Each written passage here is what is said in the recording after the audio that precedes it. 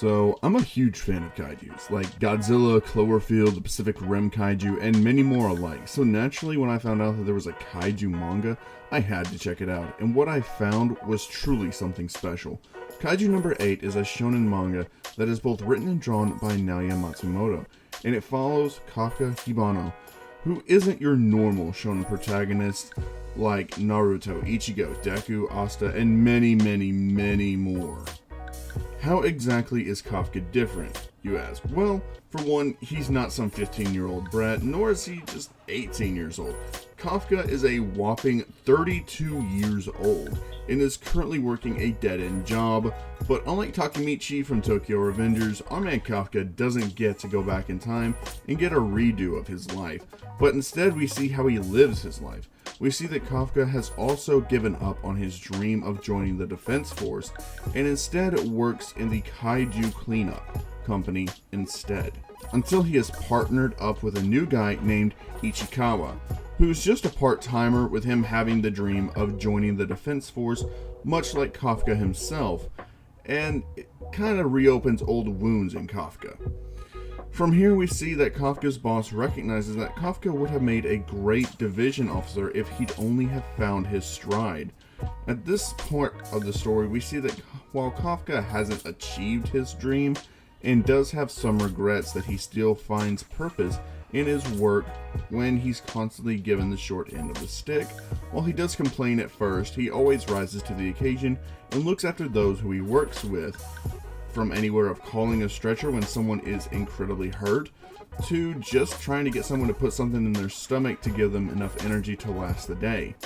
Kafka is, for all intents and purposes, conceited with how his life has turned out, saying that giving up isn't such a bad thing, right? In a way, I feel as though we can all relate to Kafka, as I'm sure most of us have attempted to chase after our dream, only for it to not fully work out how we want it to. However, it's after all that, do we get to the part that makes this truly something special.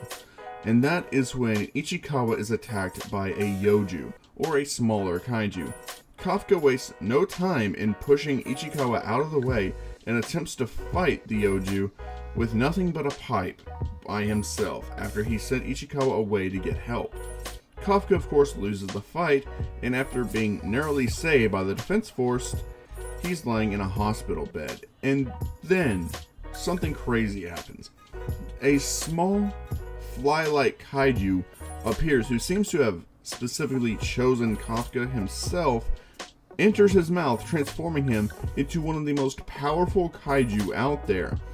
And after some comedy-rich moments, Kafka, who at this point is fighting a kaiju who was trying to kill a mother and her daughter, literally destroys that kaiju so hard that it would make even Slayer jealous by how much blood it's raining.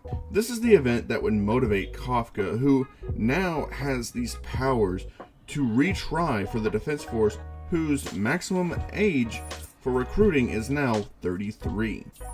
So what? All this stuff sounds pretty basic now, besides the protagonist being old. I hear you all saying, well, what makes this series so special is that it proves that kaiju stories can be very successful in manga, along with having a simple story premise itself that somehow only makes it better.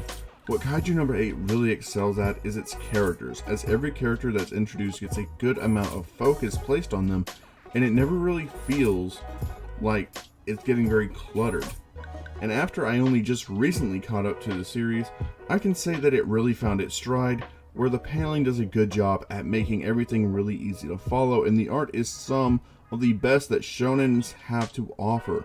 The manga also does a really good job at not wasting anything that was previously mentioned, and ties characters together in ways that you wouldn't expect to see. With Ichikawa having gotten a big moment in the manga recently, with it now focusing on another prominent character who I won't go into here, but I plan to cover in another video altogether. In summary, what makes Kaiju No. 8 so special is the characters and the stories that each of them tell, and the simpleness of the plot, really bringing the characters more into the spotlight, which only heightens the action even more. And when the story does focus on the plot, it hits you really with something hard. So, with the anime on the way, if you're a fan of kaijus or just want something that'll make you laugh and has amazing fight scenes, Kaiju number 8 is for you. And I couldn't recommend it enough. Anyway, that's all from me. So if you haven't already, like the video, sub to the channel, and I'll see you all next time. Have a blessed day, guys. Peace.